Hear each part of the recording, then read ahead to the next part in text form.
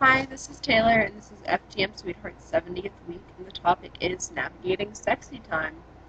I think that we've got a lot of videos about communication and how that's important, and it really is. It's very important in the bedroom and outside the bedroom for any relationship. You say what you like, what you don't like, what you want the person to be doing, and what you don't want the person to be doing. So I want to focus more on the actual sex part of it because I feel like my first time having sex with a non-cis person, I would have liked to have some vague idea of what to do. This is Tyler. This is my non-cis. He's a good one. He's a good person. Um, so I'm gonna just jump right in with. He's silly. I can see everything that you're doing, right? Um, so I'm just gonna jump right in to the sexy. Things that feel good for me, at least, are general fingering, as most cis females, I'd assume, enjoy. Also, mind you, that things that we're saying might not feel good to you.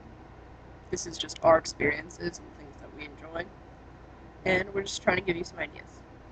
So, general fingering, and then something also that's more intimate that feels good is riding, and then the person with the more like body movement, I'd say, would go on top, just sit on the other person's, so like that, sit on the other person's crotch.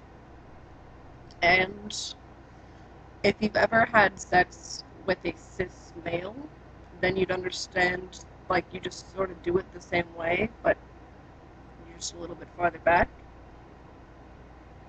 and it feels nice. And then if you no idea what I'm talking about right there, just get in that position and wiggle a little bit, figure things out.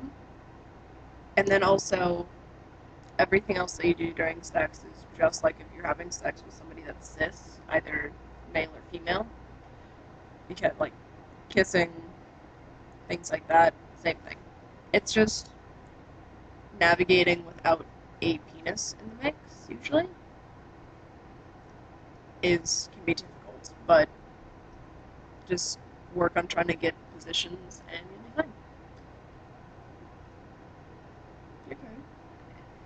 Yeah, I prefer the writing too because it's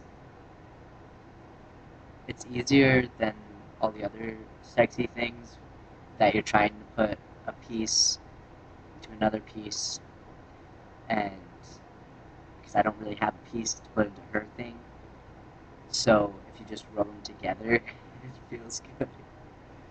Shake and bake. Shake and bake it.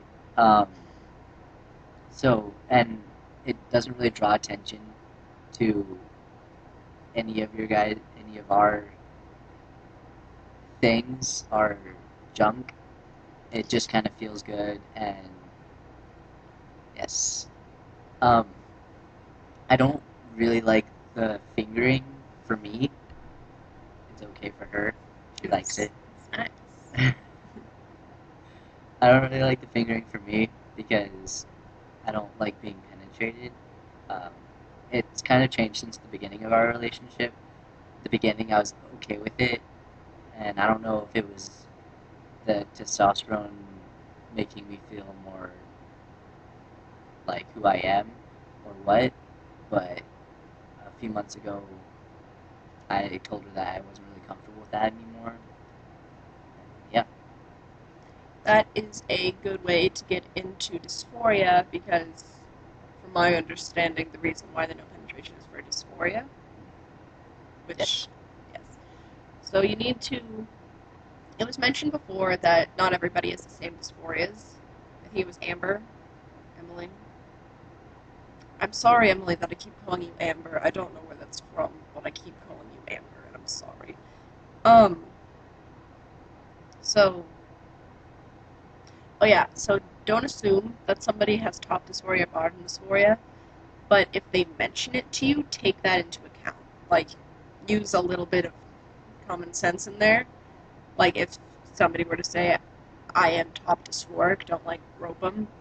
And if somebody says that they're bottom dysphoric, don't be like, oh, you have an awesome vagina. Like, Tyler mentioned a little while ago that he didn't feel comfortable calling his piece by lady piece terms. And we stopped doing that, and I think that's helped. So now we just refer to it as my dick. And it it has really helped my bottom dysphoria. I guess just thinking that, my girlfriend sees it as how I see it, because it's not really that anymore, and I like to feel like it's changed. It's weird, but yeah. It's good. So take their insecurities, their dysphoria into account. And another thing that I really want to mention that I don't recall anybody mentioning so far is that the cis partner might have dysphorias too. And that's a really important thing to discuss because, like, this is out. I'm saying this to the trans people watching, hopefully. I hope you're watching, otherwise it'd be awkward. The cis partner may have dysphorias too.